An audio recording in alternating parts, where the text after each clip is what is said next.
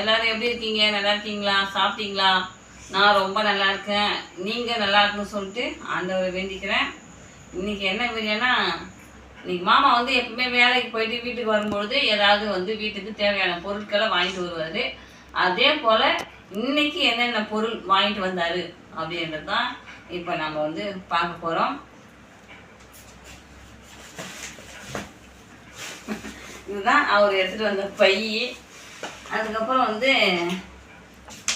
இது அவர் எடுத்துகிட்டு வரல, அதில் இருக்கிற பொருள் தான் அவர் எடுத்து வந்தார். அது சொல்கிறேன் அப்புறமா. ஃபஸ்ட்டு பதார்த்தம் கொஞ்சம் வாங்கிட்டு வந்துட்டார். என்னன்னா வந்து கொத்தவரங்காய், அதுக்கப்புறம் அவரைக்காய் நிறைய வாங்கிட்டு வந்த மாதிரி தெரியுது. என்ன விலைன்னு தெரியல. கொத்தவரங்காய், அவரைக்காய்,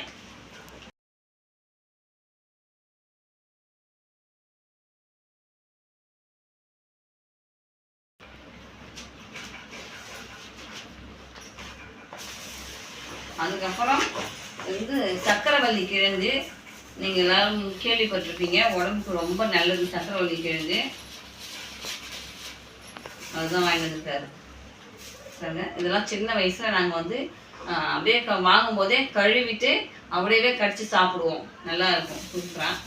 இது வந்து நாங்கள் நாளைக்கு அவிச்சு சாப்பிட்றதுக்காக இது நான் தான் வாங்கினா சொன்னேன். இதுவும் என்ன விலைன்னு தெரியல. அவரை மாமா வந்து வெளியில் இருக்காரு, அதனால் விலை தெரியல எனக்கு. அதுக்கப்புறம் மல்லாட்டை பருப்பு. நாங்கள் வந்து மல்லாட்டை பருப்புன்னு சொல்லுவோம். சில பேர் வந்து வேர்க்கடலை அப்படின்னு சொல்கிறாங்க, அப்புறம் நிலக்கடலை அப்படின்னு சொல்கிறாங்க. நாங்கள் வந்து மல்லாட்டை பருப்பு அப்படின்னு சொல்லுவோம். சட்னி அரைக்கிறதுக்கு அப்புறம் சாப்பிடுவார். அதுக்கப்புறம் நாட்டு சர்க்கரை. டீ போட்டு, டீலாம் நாங்கள் போட மாட்டோம், டீ காஃபிலாம். அதுக்கு பதிலாக பாலை காய்ச்சி அப்படியே வந்து நாட்டு சர்க்கரை கலந்து ஆற்றி குடிச்சிடுவோம். அது 2 பாக்கெட்டு. அதுக்கப்புறமா வந்து ஒரு நெய் டப்பா, பசங்களுக்கு வந்து தோசை ஊற்றினா அதை யூஸ் பண்ணுறதுக்காக ஒரு நெய் டப்பா. அதுக்கப்புறம் கொய்யாப்பழம். எங்கள் சின்ன பையன் வந்து விரும்பி சாப்பிடுவான் கொய்யாப்பழம் வந்து 1 கிலோ வாங்கிட்டு வந்துருக்காரு. அது வந்து கவர் பிச்சுக்கிச்சு. கவர் எடுக்கும்போது பிச்சுக்கிச்சு.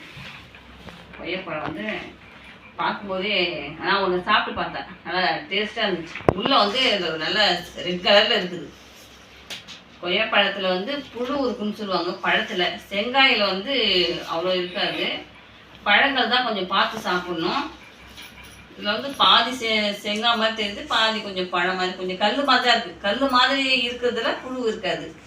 கொஞ்சம் நான் தளதளன்னு இருக்குது பார்த்தீங்களா, அதுதான் புழு இருக்கும்.